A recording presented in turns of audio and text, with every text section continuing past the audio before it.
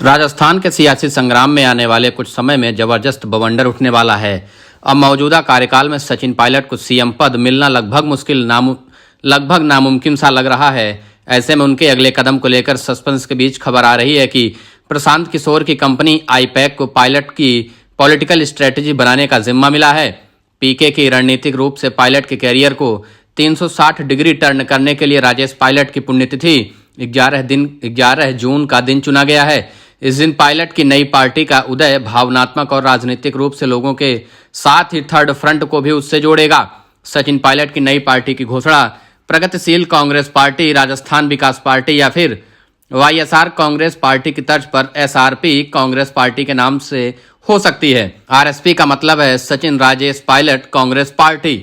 राजनीतिक जानकारों का मानना है कि सचिन पायलट और कांग्रेस के बीच दूरियां इतनी बढ़ती जा रही हैं कि अब यह मायने नहीं रखता कि 2018 में इस पार्टी को सत्ता में लाने में उनकी अहम भूमिका थी।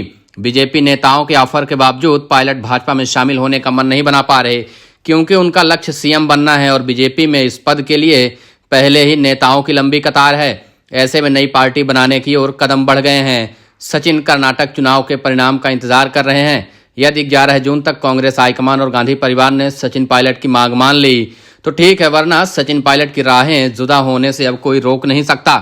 पूर्व डिप्टी सीएम सचिन पायलट इस दिशा में भी पूरी रणनीति के साथ कदम बढ़ा रहे हैं। सूत्रों के मुताबिक करीब 6 माह बाद होने जा रहे विधानसभा चुनावों को देखते हुए प्रशांत किशोर की company Indian political action committee यानी आईपैक को सचिन पायलट की भविष्य की राजनीतिक रणनीति बनाने का जिम्मा मिला है। पीके इससे पहले भी कई दलों और नेताओं के साथ काम करके बेहतर परिणाम दे चुके हैं। पीके की कंपनी ने अपने स्तर पर राजस्थान के युवाओं के बीच सर्वे और कैंपेन का काम सोशल मीडिया और एनजीओ के माध्यम से शुरू किया हुआ है। पायलट पीके के जुड़ने से और नई पार्टी बनाने की चर्चाओं ने विधानसभा चुनाव को दिलचस्प बना दिया है। पायलट राजस्थान में नई राजनीति के प्रणेता बनने के प्रयास में हैं और पीके उनके सारथी बने हैं। पिता की पुण्यतिथि पर नई पार्टी की घोषणा के साथ ही पायलट तीसरा मोर्चा भी बना सकते हैं। इसमें आम आदमी पार्टी, राष्ट्रीय लोकतांत्रिक पार्टी, भारतीय ट्राइबल पार्टी उनके साथ होगी। दरअसल पायलट 11 अप्रैल को जब वसुंधरा राजे के करप्शन को लेकर अपनी ही सरकार के खिलाफ अनशन पर बैठे थे तो आम आदमी पार्टी सबसे पहले उनके समर्थन में आई थी। इससे पहले रालोपा संयोजक हनुमान बेनीवाल खुलेआम पायलट को ऑफर भी दे चुके हैं कि वो कांग्रेस छोड़कर नई पार्टी बनाए। रालोपा विधानसभा चुनाव उनके साथ मिलकर लड़ेगी।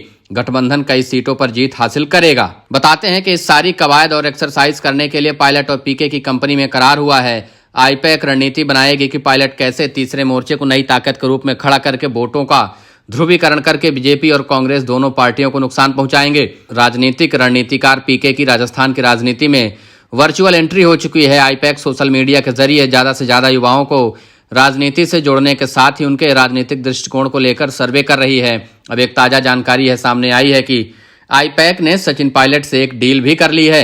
गहलोत सरकार के खिलाफ अनशन करने के बाद से तो सचिन पायलट कांग्रेस में पूरी तरह से हाशिए पर भेज दिए गए हैं। पहले भी उनके पास सरकार या संगठन में कोई पद नहीं था। अब प्रदेश प्रभारी से लेकर दिल्ली दरबार तक उनकी आवाज नक्कार खाने में तूती की तरह दब रही है। सीएम गहलोत लगातार पायलट पर तंज कस रहे हैं। ऐसे में डोटासरा भी कहां पीछे रहने वाले हैं। उन्होंने विरोध के हवन में यह कहकर आहुति दे दी है कि जो कांग्रेस और उसकी नीतियों के साथ नहीं है, कांग्रेस कार्यकर्ता भी उसके साथ नहीं है। यही वजह है कि पायलट नई राजनीतिक राह पकड़ सकते हैं। इसका औपचारिक ऐलान भले ही 11 जून को हो, लेकिन पीके से जुगलबंदी बताता है कि उन्होंने युवाओं में पैठ बनाने की रणनीति पर अमल शुरू कर दिया है। आईपैक 18 से 40 साल तक के युवाओं को राजनीति से जोड़ने की मुहिम चला रही है। डिजिटल एप्लीकेशन के जरिए युवाओं से 15 सवाल पूछकर उनका मन टटोला जा रहा है। इस तरह से जो यूथ कैंपेन चल रहा है उसको पायलट से जोड़ने की कोशिश भी की जा रही है।